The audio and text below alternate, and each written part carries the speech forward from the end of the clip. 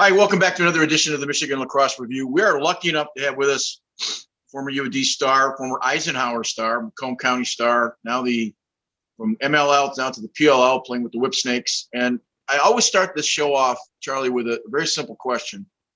You are a tough guy to play against. You may be one of the meanest players by reputation in the league. And I guess my question to you, you're playing with Mike Eberhard. If that doesn't make a combination of two of the nastiest players in the PLL, I guess my first question is, where did the nastiness come from? And I'm just curious how you develop that, or is that just something the way you play? I think it's just kind of the style that I've always played with. I think the nastiness, I guess, can come from. I was that football and basketball mentality that I carried over to the lacrosse field, defensively specifically.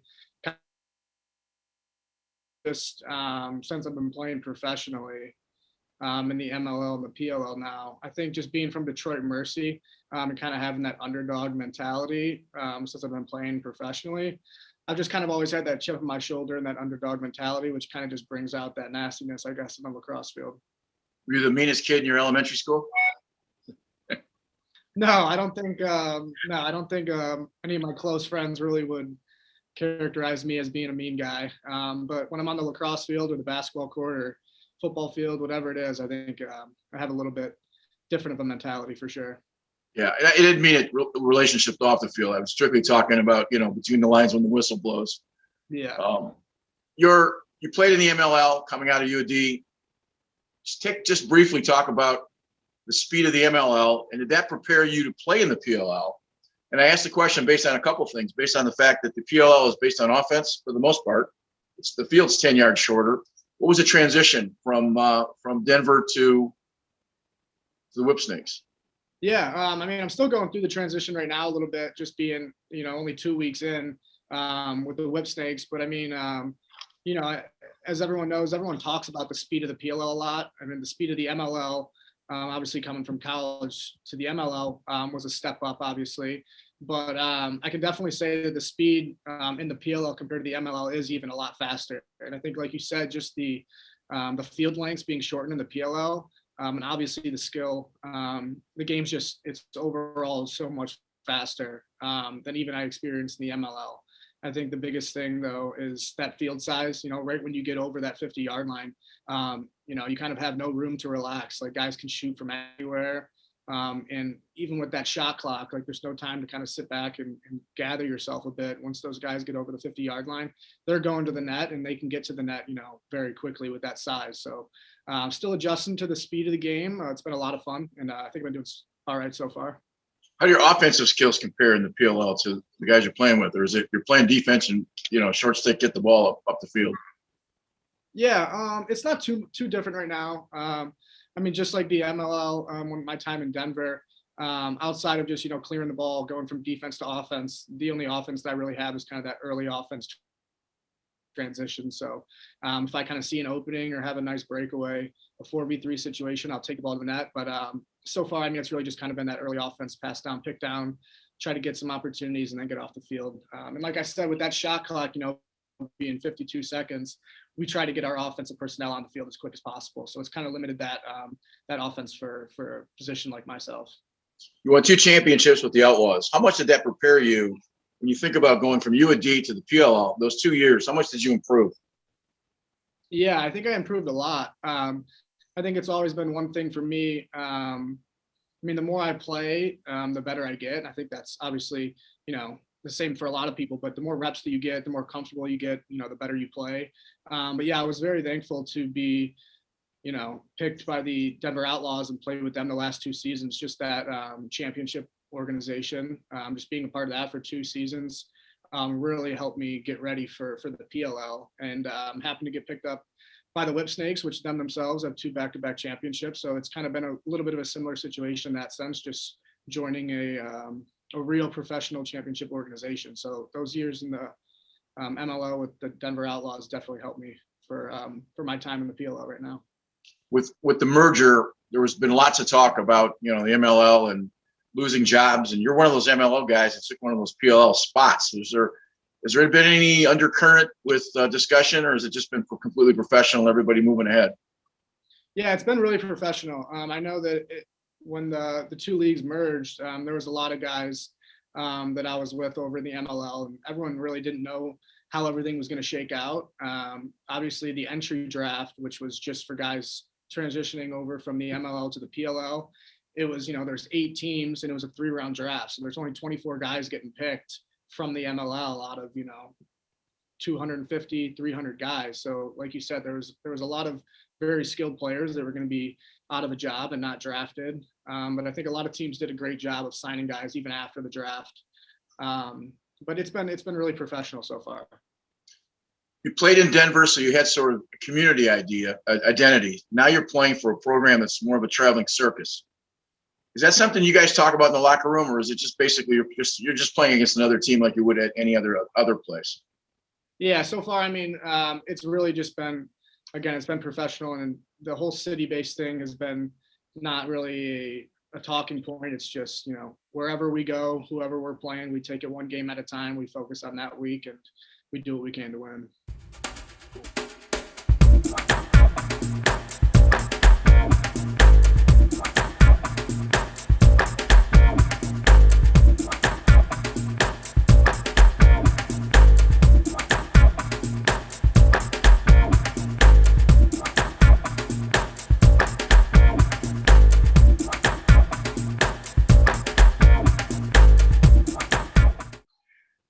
Welcome back to another edition of the Michigan Lacrosse Review. We're lucky enough to have with us Charlie Hayes with us, who's a member of the Whipsnakes and PLL, if you're not sure who that is, and then also played a couple of championships in Denver. Charlie, we always go back to the beginning, and you're a Macomb County kid. How did lacrosse start for you? Where was the first time you picked up a stick? Yeah, lacrosse for me, how I started was a lot different from most people. But in Michigan, obviously, those that are from around this area know that lacrosse, it's not as big as it is on the East Coast, obviously, especially, 8 to 10 years ago when probably I was picking up my first lacrosse stick. But for me, yeah, I grew up playing a lot of sports, but baseball was kind of my thing in the springtime. Growing up playing baseball, and I tell the story a lot, but the first time I was really introduced to lacrosse, I was going up with my dad to Eisenhower High School one spring day just to kind of field some ground balls, getting ready for the baseball season. And Eisenhower had a lacrosse game going on behind the school, and it just kind of grabbed my attention and my dad's attention. So we kind of watched a little bit of lacrosse for a while, and I was just really taken away by it. So I had a buddy of mine who his older brother was a few years older than us, and he was actually just getting involved into the Eisenhower lacrosse. They were just brand new at the time. And I found a local club team, the Macomb Mustangs. So some of my buddies, we decided to start playing. I think that was 6th grade. I think I was in 6th grade when I made that transition over. And I haven't looked back since. Played at Eisenhower for 4 years and on to Detroit Mercy, and still going. So Macomb County, in relationship to maybe Oakland or some of the other areas of lacrosse in the state, I'm not saying they're behind, but they have not had a reputation of producing a lot of great teams. Mm-hmm. Eisenhower was always sort of at the top of that deal of sale. There were some really good solid teams over there. You make second team All-State as a senior, and I think honorable mention as a junior, if not mistaken. I remember that because I ran the All-State committees. That's all because I remember the names. I pulled out the list. So you really weren't widely recruited, I don't think, were you? No, I was not. Not at all, really. I had a lot of Division II schools that had reached out to me during the recruiting process for lacrosse, and had visited a couple schools, Seton Hill, Lake Erie, thought about a couple other schools on the West Coast. And then, when Detroit Mercy kind of came knocking, obviously with it only being 45 minutes from where I grew up, I took that visit and fell in love with the campus. So, I really was not highly recruited whatsoever for lacrosse necessarily. Detroit Mercy was the only Division I offer that I had. You graduated from Eisenhower in 14? Yeah, 14. So 15, was Matt Holtz the coach or was Chris Coleman the coach at that time? No, that was Chris Coleman's very first year as the head coach. Was my freshman year in 2015 was the first year that Coleman became the head coach. Chris brought a reputation, having played at Rutgers and obviously a local Birmingham kid. He brought a reputation, I think, of wanting to play sort of junkyard dog defense. And you kind of fit that mold. And you guys, they played nasty like that for a while. So was that something that attracted you to the program? Yeah, it really was. When I had first started talking with Coach Colin, he obviously had expressed what kind of defense, what kind of team Detroit Mercy was, and that was also something that I was super attracted to. And from my first time on campus, the way the defense was ran, the speed, the aggressiveness, I just loved everything about it. And Coach Colin did a great job of kind of, letting us all do our thing and emphasizing, if you go out there and you play fast and you make plays, if you make a mistake, if we're all on the same page, the guys behind you will be able to help you out. So kind of having that idea of not worrying too much about making mistakes, but making a mistake fast, that was perfect for my kind of game. And I really loved it. Were you an offensive midfielder or defensive midfielder in high school? Yeah, in high school, I was an offensive midfielder. Obviously, playing at Eisenhower, I kind of did a little bit of everything. So I was pretty much a two-way midi in high school. And obviously, when I got to Detroit Mercy, that shifting over to the defensive side of the ball at short stick D-mid was a pretty smooth transition for me, honestly. Did they shift you, or did you want to play defensive midi? It was a little bit of both. When I first came on campus, I kind of was playing a little bit of offensive midfield, but Coach Colin knew in the back of his mind the whole time that I was going to be shifting over to the defensive side of the ball. And I've always been like a defensive minded player. Even when I was playing football, I played both ways at receiver and defensive back, but I always loved defensive back. And on the basketball court in high school, I was a point guard, but I really excelled defensively in basketball. So, I mean, it was an easy transition for me and something that I really wanted to do. Was the football background helpful coming in that first year of college? Yeah, it really was. I talk about that a lot. I think just the hard work and kind of like the put your head down work mentality, the two-a-days, all that kind of stuff that you grow up doing in high school football, the commitment and the determination and all that stuff, that really helped me my first year in college for sure. Eisenhower football programs have always been at the top of the state's level of play. They've always had very intricate offenses. They always play tough defense. They almost play college-like. So I think I would think that would have to be helpful, having played at maybe a school that wasn't as sophisticated. Is that a fair statement? Yeah, definitely. Yep. That being the case, you kind of come in. Did you start your freshman year? At Detroit Mercy? Yeah. Yeah, I did. Yeah. There was a fifth-year senior who was at my position at short stick D-mid, Thomas Seibel. And then there was another senior who was actually from the Michigan area as well. But the two of them and myself were kind of the three starting defensive midfielders my first year. Now, you were an all-academic player in college. When you were coming out of Eisenhower, did you recognize what a strong academic university the University of Detroit is? Yeah. When I was first getting recruited by Detroit Mercy, that was obviously something that I really looked into, the academics. And so coming to Detroit Mercy, I knew it was going to be a little bit of an adjustment for me.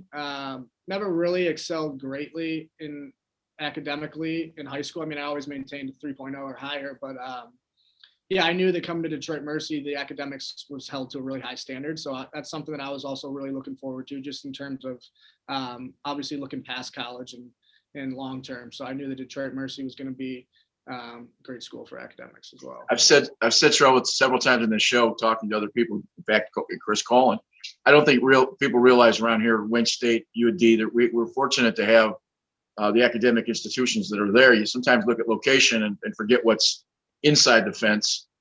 And UD is good. I have a son right now in the MBA program at UD, and he loves it because it's now you got your degree in business, right?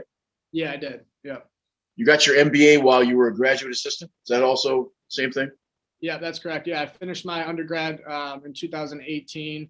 And then once I kind of spoke with Chris Collin a little bit more about getting into the graduate assistant role, I stepped into the MBA program in 2019 and 2020. So I just finished that up about a year ago now. Now you're obviously coaching. You were named an assistant coach this year, 21 for UD. Do you see coaching as a future, or do you see business as a future?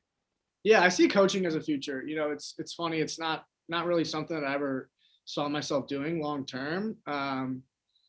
But the funny thing, I love sports. I've been involved in sports, playing 3 sports in high school.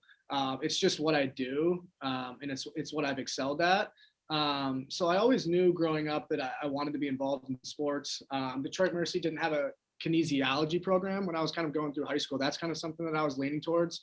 But obviously knew that, going to a good academic school like Detroit Mercy, I could use that business degree in kind of whatever I saw fit moving forward. But yeah, lacrosse coaching is what I want to do long term now. It's what I love to do.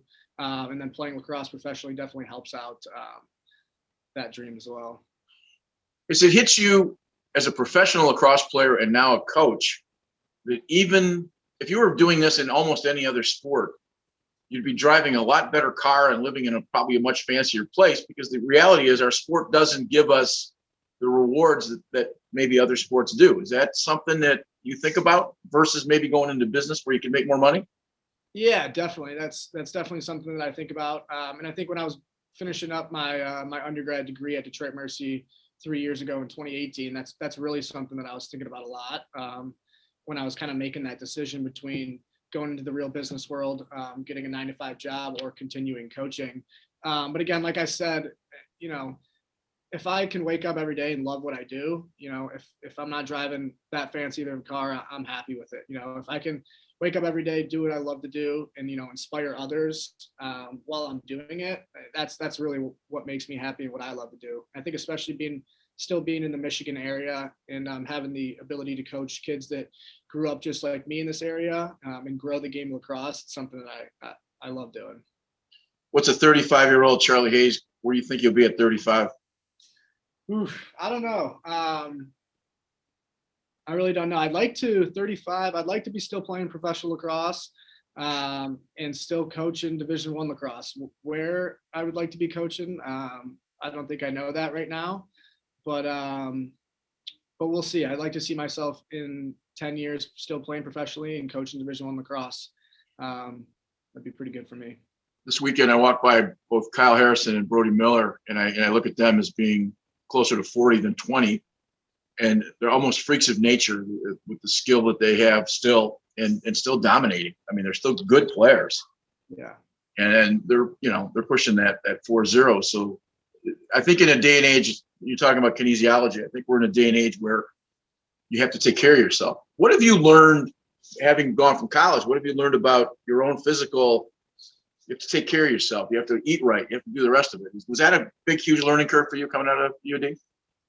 No, it really wasn't a huge learning curve for me. I've always been super into taking care of my body and, putting the right things in it, working out a lot. And I think that's actually something that I learned from Eisenhower, playing football and growing up at an awesome athletics high school like Eisenhower. I think that's something that I learned years ago and that I've always stuck with, especially with, playing 3 sports in high school. I kind of always had to be on that, strict regimen, diet and working out. So it's never really been something that I had to really adapt to. I've kind of always had that with me. I think the way that I play sports and the way that I play lacrosse and my position, you really have no choice but to be in shape and take care of your body. So it's not really been something that I had to really adjust to. It's something that over the years I've kind of just gotten better and better at as the years go on. Charlie, what do you do in the off season that isn't weight room related to get ready to play at the level you're playing? Yeah, I think the biggest thing that I do is stick to the basics and the fundamentals. I mean, outside of the weight room, I work on footwork. My position at short stick D mid, you need to have spectacular footwork. You need to be in shape. So outside of the weight room, like I said, just footwork. I work on my agility, my speed, just working on the speed ladder. And just having your stick in your hand, every day. I hit the ladder every day I get out on the lacrosse field, wall ball every single day, just to keep the stick kind of fluid, and taking a lot of shots, a lot of ground balls. I think, like you said, being a short stick defensive midfielder, not really having all the offensive reps. The biggest thing for me is just that footwork. So ground balls, footwork, and just consistent wall ball and shooting is really the main things that I focus on in the off season. Some of those in professional lacrosse have considered the 2018 year that you had 9 goals, 5 assists, 83 ground balls, 37 caused turnovers in 16 games. Did that year get the attention from having played for Denver? Did that get the attention of maybe those up the line a little bit that get sort of, shine a spotlight on you a little bit? Is that fair? Yeah, I think definitely that's fair. That senior year that I had, I think without a doubt, definitely kind of put my name on the map a little bit. Like I mentioned earlier, playing at Detroit Mercy, we might not get the recognition and the spotlight that most schools do, like Maryland, Syracuse, Duke, or whatnot. So I think that year that I had my senior year, statistically, and the run that we had going into the MAC championship, I think that definitely put my name on the map a little bit, and that's what kind of got me to the Denver Outlaws for sure. What's your 40 time speed? I'm curious. That's funny. People ask me that all the time. I haven't clocked my 40-yard dash in probably 5 or 6 years, but I would say right now it's probably 4.5, 4.6 maybe. It's been a really long time. It's something that I actually probably need to do soon. Right, and nobody runs straight ahead without a stick in their hands, and I get that. But you look at somebody like Miles Jones, at the physical guys, even Rabel. You look at those guys. I believe, if I'm not mistaken, you're about 5'11", 190. Is that about right? Yeah, that's about right. How do you handle guys that are, again, everything being equivalent? If gravity is what it is, if a guy's 6'5" and 230, he's got a slight advantage. Yeah. What goes into the process there? I think there's a couple things that go into it. I played against Paul Rabel this weekend, got matched up on him a couple times. I think the biggest thing is, just being in the right place at the right time. I talk about that a lot with the guys, the college guys that I coach right now. I think being in the right place at the right time can help you out tremendously, just in terms of, matching feet and kind of putting your offensive guy where you want him instead of having him kind of dictate where he's going. But other than that, it's really, the weight rooms, that kind of stuff helps a ton, but just getting low and being physical. I think at the point of contact, just like you're taught in Little League football, kind of driving your feet, getting low, that kind of stuff, just that's been helping me out a lot. Haven't had the opportunity to play against Miles Jones yet. Like you said, he is a very big individual. I think he's, 6'5", 250 right now. So that'll be very interesting once we play them later this summer. But yeah, like I said, the best that you can do is be physical, get low, and just drive your feet. You have somebody like Miles Jones, and you turn around, you got to come cover somebody like Al Thompson. So you have to have a number of a whole bunch in that bag of tricks to be able to play against those guys. But if you're talking about being in the right place at the right time, is that also IQ? Yeah, definitely. I think IQ goes a long way. That's something that I've grown in my game and that I've learned while playing at Detroit Mercy, is just studying the game, watching film, being in the film room. That stuff, it helps out a lot more than some people think. I think especially the younger athletes think that, their athleticism and, their skill can kind of do enough for them. And I was kind of one of those guys when I was younger at Detroit Mercy. I just figured, my speed, athleticism, and that kind of stuff could be enough for me. But once I started getting in the weight room and really studying the game and understanding, how much I could be better, just being in this place at this specific time, maybe a step or two quicker, it's really crazy how much that can help out your game. So like I said, with just the timing and being in the right place at the right time, meeting a Dodger as he's catching the ball can really help out, no matter what size they are and speed they are, can really help out your game. Are you as smart or smarter than most of the guys you play against? That's interesting. I think for me on the Whipsnakes, one of the adjustments has been, our defense is full of Maryland grads. So that's one thing that the Whipsnakes and Coach Stagnita have done a great job of over the past, 2-3 seasons, is keeping that Maryland defense intact. So for me, actually, during training camp in Boston, that was one of the adjustments that I had to make, was kind of go into a defensive room where, all those guys were on the same page. They all knew what they were doing. And for me, being from a different school that they were, different system, Lacrosse is it's a pretty simple system, but there's all those little tips and tricks that you can kind of use as a defense to be on the same page a little bit quicker than others. That's been something that's taken me a little bit of adjusting to. in terms of communication and that kind of stuff. But yeah, I think the way that I've studied the game in my time in college and in my time the past 2 or so years coaching, it's definitely helped out my IQ going into the professional world. Does it help too to practice every day against Matt Rambo and Zed Williams? I mean, two of the best offensive players in the game. You're not going to find better players. And when you're playing against those guys, that's, an hour against those guys is worth, I can't imagine how much that improves you. I think that's pretty accurate. Yeah, that's very accurate. Yeah, those two guys, just being around them in practice, our whole entire training camp, and just being around those guys in the locker room, it's really taught me a lot. Obviously, they're on the offensive side of the ball, but it doesn't matter. The stuff that they do can teach you no matter what position you are. So it's been awesome to be around those kind of guys. If you came back and played in the beer league, would guys be really surprised at how offensive you are now, just because of the skills you've had to learn as a defensive stick, a short stick? Yeah, definitely. I think that's a very, very fair assessment.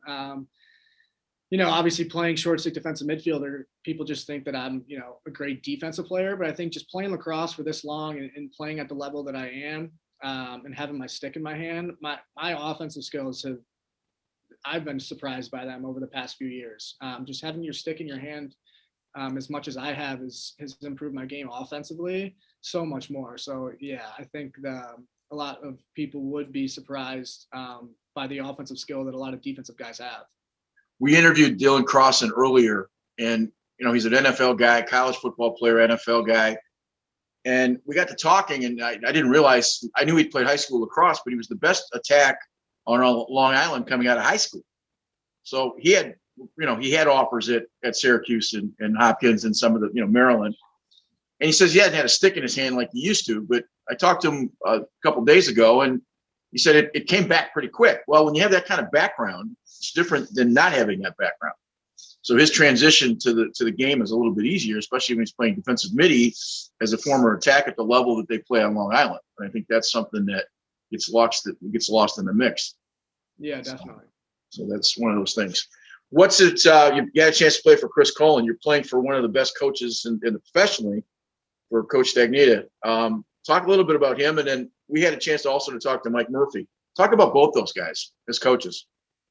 Yeah, Coach Stagnita and Coach Murphy, they've been great. Like I said, I've been, it's been 3 weeks now that I've been able to be around the Whipsnakes and be coached by those two coaches. But yeah, I mean, they're as professional as it gets.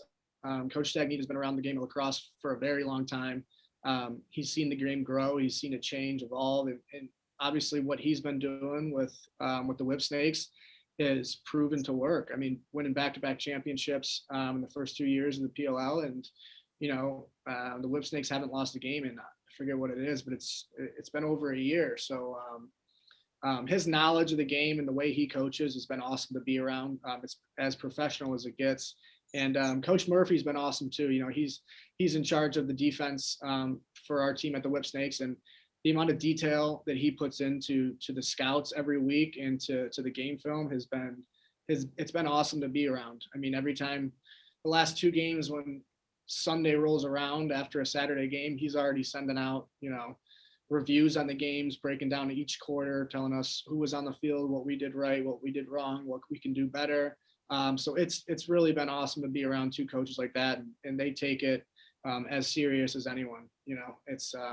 It's as professional as it gets, like I said.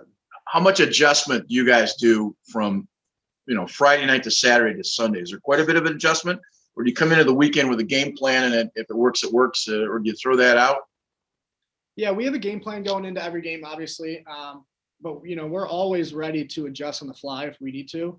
I think the big thing with lacrosse, I guess outside of football is like I mentioned earlier, the system is pretty much, it's pretty simple in a sense. If everyone's on the same page, if everyone's communicating, if we slide in recovery like we're supposed to, we're going to be okay.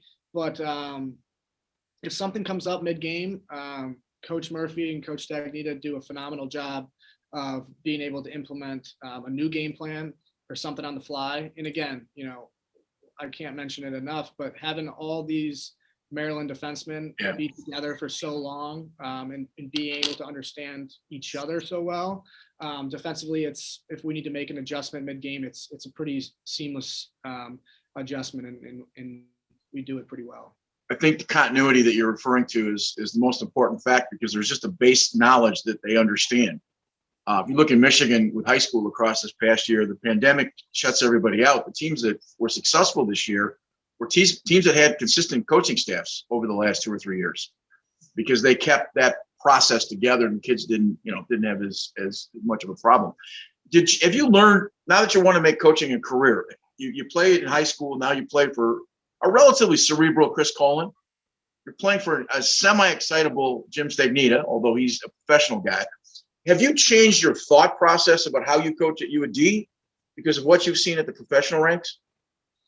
I don't know if what I've experienced in the professional ranks has changed my mind at all in terms of coaching philosophy. I think if I've learned anything, I kind of touched on it earlier, it's just, that there's so much that you can improve on and so much more that you can understand, whether you're a player or a coach.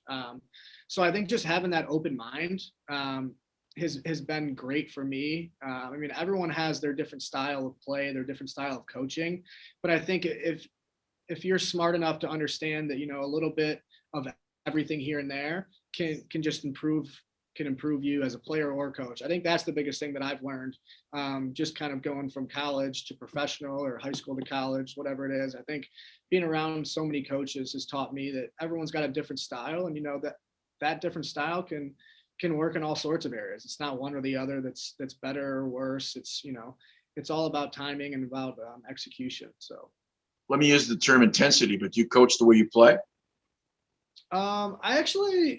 I don't. I think I coach a little bit more laid back compared to how I play. I mean, how I play is definitely very intense, very hard go. But coaching, I'm a little bit more laid back. I think on the lacrosse field as a player, you kind of need to be intense and physical, and off the field, I think you need to sit back and kind of be that calming, cool presence at times. So I definitely do think that I have a little bit of different styles on the field, off the field.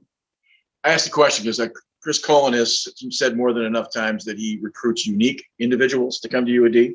Mm-hmm. And I love that idea of putting a larger homogenous group of folks together that may not all see the same way.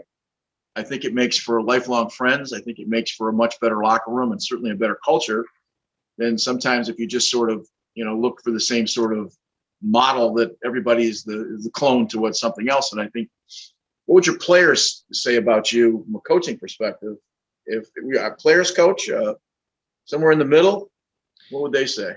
Yeah, the coaching thing's been a little bit interesting for me right now because, I'm coaching some of the kids that I've actually played with still. So I think that class actually, so I was a senior in 2018 at Detroit Mercy. In that freshman class that I had, some of them are still around. So it's been a little bit interesting just with that dynamic in terms of, I obviously was friends with a lot of those kids, was a captain and leader for them, but also friend. So that's been a little bit of an interesting dynamic for coaching some of those players. So I think for those kind of guys, they definitely would say that I'm a little bit of a player's coach for them. But I think for maybe our more underclassmen that I've had like just the simple coach title for them, it's a little different for them. So it's been an interesting thing to kind of maneuver around just these past 2 years, but it's been a lot of fun. To wrap up, just a couple of MLL questions. What do you think it's going to take for you to stay where you are within that league? I mean, what's the kind of skills? What's the kind of work ethic? And now that you've seen it for a little bit, for a few weeks, I mean, I know that Denver gives you a better eyesight in looking into what the PLL is, but what do you have to do to keep a position in that program? It takes a lot. I think, like we mentioned earlier, the amount of professional lacrosse players that were out of jobs between merge. Staying where I'm at right now is going to take a lot of, consistency and a lot of hard work. I mean, if you have a bad game and coach thinks that, someone else can come in there and do their job and he does that job, you could simply be out of that roster spot pretty quick. So it's going to take a lot. I mean, the PLL is so competitive right now. There's a lot of guys that I played with in Denver in the MLL who aren't on rosters right now, and they're very talented and very skilled players. So it's definitely not going to be an easy thing to, you know, be on this roster consistently, but it's going to take hard work. And, you know, I think I've been doing a good job, and I usually pride myself on, you know, consistency and hard work. So if I, you know, stick to my principles and keep doing what I'm doing, I think I'll be pretty good. Does Earhart, who thinks of himself as being a nasty player, does he look at you in the same with the same look and a smile from that standpoint? Realize he's got a compatriot on the field? Yeah. You froze. There we go. Yeah, you know, it's been awesome. Yeah, Go ahead. can you hear me? Yeah. Yeah. It's been awesome to play with Earhart. I mean, he's, you know, the best LSM, one of the best LSMs in the league. He's been back-to-back LSM of the league. So, you know, I think during training camp, during an interview, he had touched on some of the newcomers and mentioned my physicality and my toughness. So just kind of having that said from a captain, a leader, and a player like himself was pretty good to hear. It was pretty humbling. So, you know, it's awesome to play with somebody who has a similar style, you know, and who, you know, can have your back and play with that intensity, and someone that you can trust. So that's been really awesome. The one thread that we've had a conversation with all the PLL guys and coaches is that, you know, at this traveling circus of city to city, there's a lot of discussion and a lot of history that we look at the process. Can they survive as a traveling service, or does it have to be city to city eventually, so you get that familiarity from what you're doing? Yeah, you know, that's a really good question. That's something that's been talked about a lot with the PLL. I think that what Paul Rabel and Mike Rabel have done with the travel, the tour-based or travel league, I think it's smart. You know, I think the overall goal is to grow the game of lacrosse, and I think that Right. traveling from city to city, and how they're doing it right now, is a smart and effective way to grow the game of lacrosse. Now, do I think that they can continue doing that for long term and for, you know, the overall future of lacrosse? I'm not really sure. I think eventually, kind of getting over more towards that city-based league would be a really good idea. I think especially my bias being in Denver for my 2 years in the MLL, the love that the city of Denver had and the pride that they had for the Outlaws was really awesome to see. And I think you can ask anyone who's played in the MLL, they always, whether they played for the Denver Outlaws or not, they acknowledge and they talk about, you know, playing in Denver, playing at Mile High, and playing in front of those fans. So I think that, you know, like I said, the travel-based league right now is great for the growth of the sport. But, you know, if I had to, you know, pick a side, I think that going and sticking to a city long-term might be the way to go, but, you know, we'll see what happens. Yeah. Any chance of playing indoor? You know, that's something that a lot of people have been asking me a lot lately. Playing with, obviously, a good amount of Canadians over the past couple of years, playing with John Grant Jr. In Denver for a while. A lot of those guys have floated the idea about playing in the NLL for me, especially just because playing short stick defensive midfield is, you know, it's pretty, you know, it's similar to playing indoor in box. So, and obviously my physicality and that kind of stuff. I'm not sure if that's something I want to do right now. I think, you know, I'm focusing on field right now, the PLL, but it's definitely something that I'm open to in the future for sure. Well, with the merger now and the NL, different seasons, it becomes a little easier to have that opportunity with the way the formula has been set up. So yeah, it does. Yeah. Well, listen, I hope you have what's a great left of this summer and this season. You have a great season, and I can't tell you how much I've appreciated coming aboard and talking with us. Thank you. Yeah, appreciate you having me on. It was a lot of fun.